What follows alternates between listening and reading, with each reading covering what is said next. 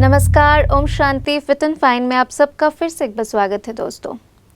जीवन में स्वस्थ तो हम सबको ही रहना चाहते हैं, लेकिन कई बार ऐसी छोटी मोटी बीमारियां ऐसे जानलेवा हालत में आ जाती है कि जीना मुश्किल हो जाता है।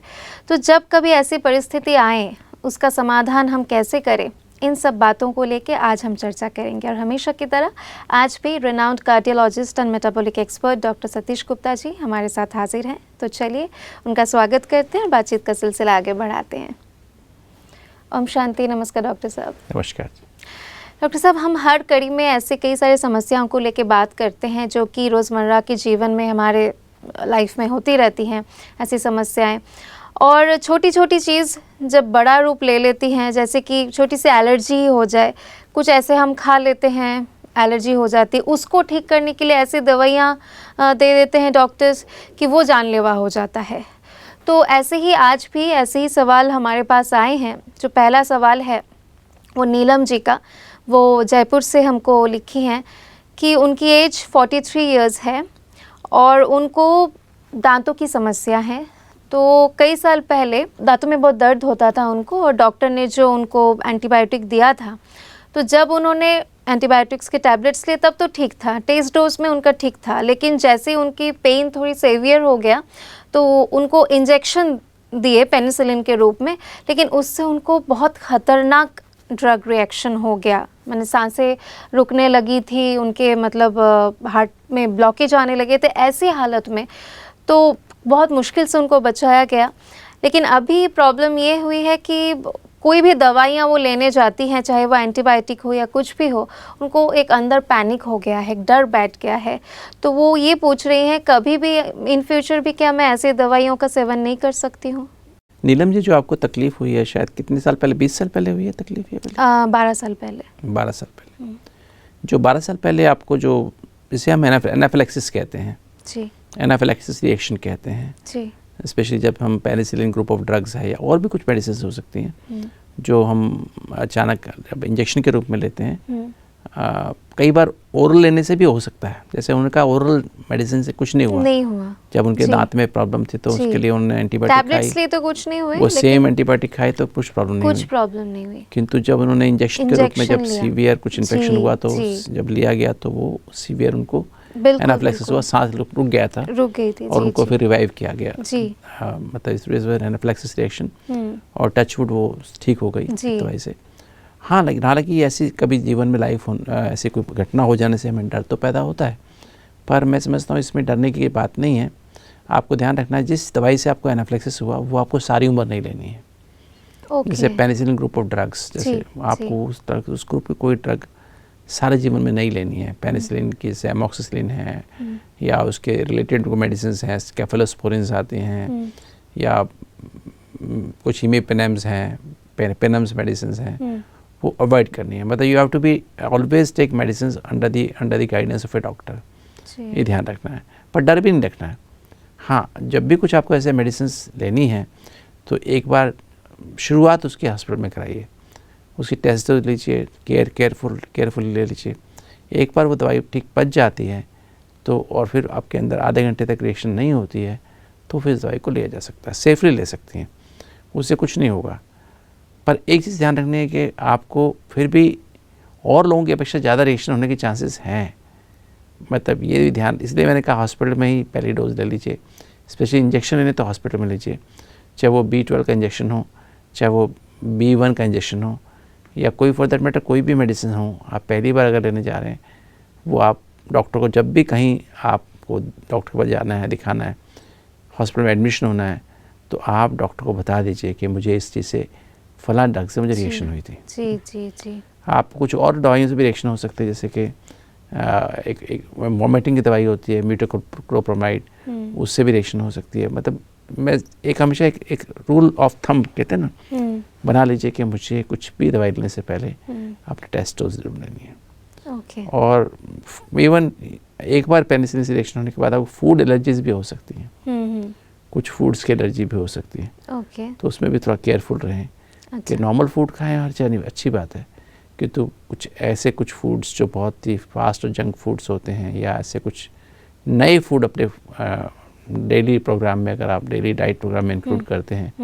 तो उनके बारे में थोड़ा सा अपने केयरफुल रह करके बेसिकली आजकल कुछ एलर्जी टेस्ट भी अवेलेबल है। ऐसा कोई फूड है जिससे आपकी एलर्जी है, इन विवो एलर्जी भी आती है, इन विट्रो एलर्जी आती है, तो उस फूड को भी आप अवॉइड करें तो अच्छा। जो लोग पेनिसिलिन रिलेटेड कुछ ऐसे मेडिसिन लेते हैं उनको खान पान का विशेष कुछ परहेज करना है कि ये नहीं, ऐसा कुछ विशेष करने की बात नहीं है, बट तो ध्यान रखना है एक बार सीवियर एलर्जी होने के बाद हमको थोड़ा प्रिकॉशन रखना पड़ता है कि कुछ भी नई चीज़, जैसे हमें एंटीबायोटिक लेनी है तो penicillin group of drugs, cephalosporin group drugs छोड़ के बाकी दूसरी जो ग्रुप ऑफ ड्रग्स हैं वो हम इस्तेमाल कर सकते हैं, वो सेफली हम इस्तेमाल कर सकते हैं। कुछ भी हमें जब भी कोई नया इंजेक्शन लेने जा रहे हैं तो हमको ध्यान रखना है कि हमें टेस्टोज लगवा के ही और लगभग आधे घंटे के बजाय 1 घंटा वेट करके ही तब लगवाएं। तो ये थोड़ा प्रिकॉशन रखनी, जस्ट बाकी डर जहाँ तक बात है, डर मतलब रखना नहीं है, प्रिकॉशन रखनी है। एक एंजाइटी रखने की बजाय हम एक प्रिकॉशन रखें, केयरफुल रहें। कुछ भी नई चीज़ हमें लेनी है, नई कुछ भी बॉडी में हमें फॉरेन बॉडी को डालना है तो हम थोड़ा सा केयरफुल रह के उसको यूज़ करें। और एक सवाल इसी रिलेटेड ही है, रेलेवेंट क्वेश्चन है कि खुशबू जी का सवाल है, वो चंडीगढ़ से लिख रही है कि हमारे घर में लगभग सभी को एलर्जीज़ की प्रॉब्लम है, मतलब कुछ भी ऐसे खा लें एलर्जी हो जाती है। मम्मी को है, उनको है, उनकी एज अभी 37 इयर्स है, उनकी छोटी सिस्टर को भी है। तो ये एलर्जी की जो प्रॉब्लम, ये समस्या है, ये क्या हेरिडिटरी या जेनेटिकल भी होती है? मतलब नहीं, अगर बायोलॉजिकल पेरेंट्स को हमें कुछ भी एलर्जीज़ हैं, जैसे स्पेशली एनाफिलैक्सिस की हिस्ट्री है किसी दवाई से या किसी फूड से, तो बच्चों को होने का चांस उसका डेफिनेट रहता है। अच्छा, ये प्रेवलेंस चांसेस ज़्यादा होते हैं। ओके। तो अदरवाइज़ तो वैसे ऐसा नहीं होता कि उनको, पर सबको नहीं, कुछ परसेंट, कुछ पेनिट्रेशन रेट है, कुछ लोगों को हो सकता है ऐसा। They should be careful. जब ऐसे किसी फैमिली में ये समस्या हो तो उनको इनिशियल लेवल पे कौन सी चीज़ों का उनको ध्यान रखना चाहिए, खान पान का, रहन सहन का, ताकि एलर्जी नहीं हो फटाक से उनको? देखिए, जब भी किसी को, अगर फैमिली में ऐसी हिस्ट्री है, कई मेंबर्स को हिस्ट्री होती है कि भी उनको है, किसी को फूड एलर्जी है, किसी को ड्रग एलर्जी है, किसी को सीजनल एलर्जी है, डस्ट एलर्जी है, पोलन एलर्जी है, ये किसी को कुछ किसी तरह की भी एलर्जी है, तो हमें ये ध्यान रखना चाहिए। एक तो वी शुड बी केयरफुल। अपने घर की सफाई, क्लीनिंग इज़ वेरी इंपॉर्टेंट, है ना। जैसे डस्ट है, हमें ध्यान रखना चाहिए। फूड्स में कुछ भी हमें फूड्स का हाइजीन मेंटेन करना बहुत ज़रूरी है, सफाई बहुत ज़रूरी है। बाकी अगर कभी भी आपको ऐसे रनिंग नोज होता है, स्नीजिंग होती है, या हेडेक होता है, स्टफीनेस होती है, या गले में दर्द होता है, या आपको सांस में कोई तकलीफ हो रही है, या स्किन में हाइव्स आ गए हैं, थ्रैशेस आ गए हैं, या पेट में कुछ प्रॉब्लम हो रही है, समस्या, पेट में कुछ अजीब सी जलन होती है, या कॉन्स्टिपेशन या डायरिया होता है, ऐसा मतलब जो इनके मुख्य सिम्टम्स हैं, तो ऐसा तुरंत पता लगने पर तुरंत ही हमें कोई ना कोई एंटीहिस्टामिनिक्स अवेलेबल हैं, एंटीहिस्टामिन मेडिसिन अवेलेबल होती हैं, वो हम तुरंत एक गोली तो अपने आप ले सकते हैं। Over the counter medicine available होती हैं, है ना। कुछ ऐसी मेडिसिन भी होती हैं जिनके से इवन जो कोई पेन किलर हम खाते हैं उससे भी रिएक्शन हो जाए, सीवियर रिएक्शन हो सकती है, तो वो में वो कुछ एक एंटीहिस्टामिनिक ले सकते हैं। तो नॉर्मल अगर थोड़ी माइल्ड है तो these things will help, mild antihistaminics ले लिया, पर उस एलर्जन को अवॉइड करना सबसे पहला तो स्टेप होना चाहिए, अवॉइड दैट एलर्जन। मतलब जो चाहे वो पोलन है, चाहे माइट है, चाहे डस्ट है, उससे अवॉइड करना। और सपोज किसी को इंजेक्शन लग रहा है और वो रिएक्शन हो गई तो तुरंत वो बंद करना है, तुरंत बंद कर देना चाहिए। वो तुरंत वही जहाँ जितना गया उससे, नहीं कि उसको देना ही है, जैसे रिएक्शन हो गई तुरंत बंद कर देना चाहिए। We should not give extra dose, उसके एक्स्ट्रा नहीं जाना चाहिए। तो antihistaminics are the best thing. तो और दूसरी, अगर फिर भी अगर स्पेशली अगर लाइफ थ्रेटनिंग हो रहा है, सांस लेने में तकलीफ हो रही है, और सांस रुक रहा है, पैल्पिटेशंस हो रहा है, घबराहट हो रही है, immediately we should rush the patient to the hospital, है ना। इमीडिएटली रश करना चाहिए। और क्योंकि वो लाइफ थ्रेटनिंग रिएक्शन है, एनाफिलैक्सिस रिएक्शन है, उसमें डॉक्टर्स फिर तुरंत ऐसे एंटीहिस्टामिन्स देते हैं, स्टीरॉइड्स देते हैं, है ना। एड्रेनलिन भी कभी देनी पड़ जाती है कि वो सांस की नाली फिर नेबुलाइज करते हैं दवाइयों से, ताकि वो सांस की नाली में स्वेलिंग जो आ गई उसको ठीक कर सकें। तो इस तरह से वो रेगुलर फिर दवाइयों से देख करके कुछ इम्यूनोथेरेपी भी देते हैं फर्दर, ताकि भविष्य जो हमारे बॉडी में आईजी एंटीबॉडी बन चुकी हैं और मास्ट सेल्स को हाइपर एक्ट करके ज़्यादा हिस्टामिन निकाल रही है, हिस्टामिन केमिकल, उस प्रोसेस को धीरे धीरे फिर हम एक डिसेंसिटाइजेशन भी कहते हैं।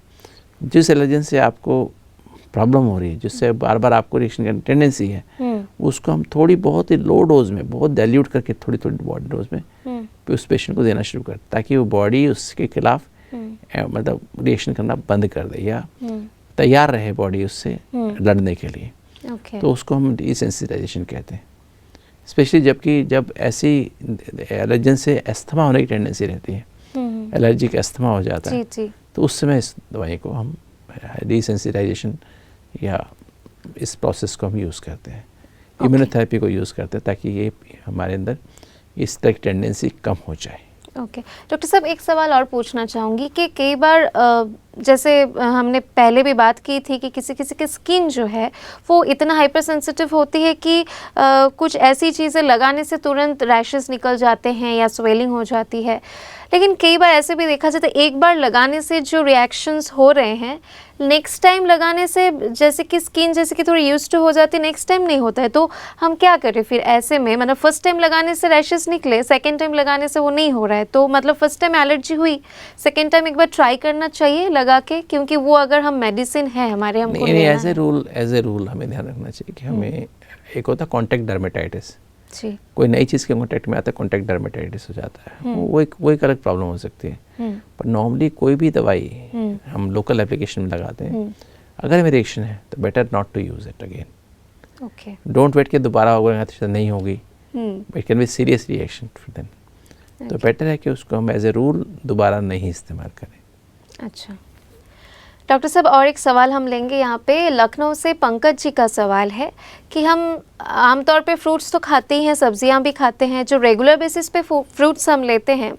एक दिन अचानक क्या हुआ कि वो ऑन द गो में थे, मतलब थोड़ी हरी में थे, रश में थे कि उनको जाना था, तो उन्होंने डायरेक्टली मार्केट से फल लिया, जस्ट कैजुअली धो के उसको तुरंत खा लिया, एप्पल ही खाया उन्होंने, लेकिन उसके वो खाने के बाद उनको कुछ शरीर में दिक्कतें आने लगी, मतलब पेट में थोड़ा दर्द होने लगा, कुछ मैंने इस प्रकार के रिएक्शन हुए। तो फ्रूट्स भी तो हम खाते हैं, तो उससे भी क्या हमको रिएक्शन हो सकता है या एलर्जी हो सकती है, कोई समस्या हो सकती है? देखिए, फ्रूट्स और सब्जियां जो भी हम लेते हैं मार्केट से ना, we have to wash them properly. Okay. क्योंकि जितने भी फ्रूट्स हैं, जितने वेजिटेबल्स हैं, वो सब पे इंसेक्टिसाइड स्प्रे किए जाते हैं। जी।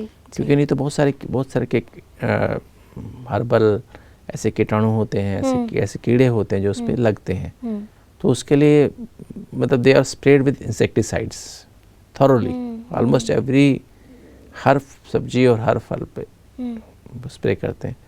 तो we should never do this. बाज़ार से सब्जी लेकर के, जैसे हमने गाजर लिया, मूली लिया, सेब लिया, संतरा, मौसमी, या जो हमने अमरूद लिया, है ना, अंगूर, स्पेशली अंगूर एक बहुत खतरनाक चीज़ है। अंगूर खाने में बहुत दिखाई देने हम ऐसे हाथ से सफाई करके खा लेते हैं, पर उस पर बहुत इंसेक्टिसाइड होता है। कई बार तो मीठा है कि नहीं वो टेस्ट करने के लिए भी ऐसे ही खा लेते हैं, उसमें बहुत इंसेक्टिसाइड होता है। तो we should be very careful कि हमें उनको कम से कम उनको अच्छे सफाई करके आधा घंटा पानी में सोक करना चाहिए, ताकि जितना इंसेक्टिसाइड वो निकल जावे। और उसके बाद स्क्रबर से स्क्रब करना चाहिए। स्क्रबर से जो बर्तन साफ करने का स्क्रबर होता है, अच्छे स्क्रब करना चाहिए अच्छे से ना। स्पेशली एप्पल के ऊपर वैक्स लगाया जाता है, तो they keep shining for a very long time. तो उसको भी गर्म पानी से धोना चाहिए और पानी में सोक करना चाहिए आधा घंटा, और फिर स्क्रबर सफाई करके तब खाना चाहिए। कभी भी कैजुअली हमें कोई भी फल, कोई सब्जी मार्केट से लेके बिना वॉश कर नहीं खानी चाहिए। ये can lead to severe poisoning.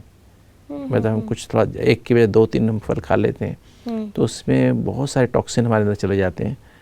वो यूजली ऑर्गेनोफॉस्फोरस पॉइजनिंग जो खेती में यूज़ करते हैं कीटाणु को मारने के लिए, कीड़ों को मारने के लिए, वो खतरनाक होते हैं। और फिर जो से बताया उन्होंने, पेट में दर्द हो गया, घबराहट हो रही थी, पसीना सा आने लगता है, और आंखें भी ऐसी हो जाती हैं, ड्राउजीनेस फील होने लगती है, वॉमिटिंग हो सकती है, डायरिया हो सकता है, वो सब चीज़ें अचानक से हो सकती हैं। So we should always be careful. Never eat any food directly from the market. Bring them home, wash them properly. नहीं तो रास्ते में भी अगर खरीदा है तो वहाँ भी अच्छे से वॉश करना चाहिए। रनिंग वाटर में उसको, फ्लोइंग वाटर में वॉश कर लो, और तब बेस्ट तो आधा घंटा कम से कम, रिवाइज कर रहा हूँ ये बात, कम से कम आधा घंटा उसको पानी में सोक कर दें, और फिर उसको वापस धो करके उसमें धोने के समय स्क्रब भी कर लें और फिर अच्छे से सफाई करके फिर उसको यूज़ करें। तो इन चीज़ों से हम बच सकते हैं। Okay, thank you so much doctor साहब। आज भी कई सारे ऑडियंस का हमारे पास सवाल जो आए थे, बहुत अच्छे तरीके से आपने उसका समाधान दिया, और कैसे हमको फूड हो या फ्रूट्स हो, जो कुछ भी हमको खाने का तरीका आपने अच्छे से समझाया। हमेशा उसको वॉश करके अच्छे से सफाई करके ही खाएं, और एलर्जी के जो टेंडेंसी है उसको कैसे कम किया जा सकता है, कौन सी चीज़ ले कौन सी चीज़ नहीं ले, बहुत अच्छे तरीके से आपने समझाया। लेकिन समय समाप्त हो गया है बोल के इस एपिसोड को भी यहीं पे समाप्त करना पड़ेगा। आपको बहुत बहुत शुक्रिया। Thank you. तो दोस्तों, सुना आपने, अगर समस्या एलर्जी रिलेटेड हो या खाना रिलेटेड हो तो उसका समाधान आपको मिल ही गया होगा। और हमेशा हमको ये ध्यान रखना है कि कितने भी हम जल्दीबाजी में क्यों ना हो, खाना प्रॉपरली, विशेष रूप से फ्रूट्स हो या वेजीज हो, तो उसको वॉश करके ही हम खाएं। क्योंकि जो भी हम खा रहे हैं, हमको ये देखना चाहिए कि खाने के साथ और भी कई सारी चीज़ें जो है, जो कि हमको दिख नहीं रहे हैं, जैसे कि कोई वायरस है, बैक्टीरिया है, वो कहीं अनजाने में हमारे शरीर के अंदर प्रवेश ना करे। इसलिए साफ़ सफाई का ज़्यादा अच्छे से ध्यान रखें। ऐसे ही कई सारी समस्याओं को लेके और समाधान लेके हम फिर से आपसे मुलाकात करेंगे हमारे नेक्स्ट एपिसोड में। तो देखना नहीं भूलिएगा फिट एंड फाइन। आज यहीं पे इजाज़त दीजिए। नमस्कार।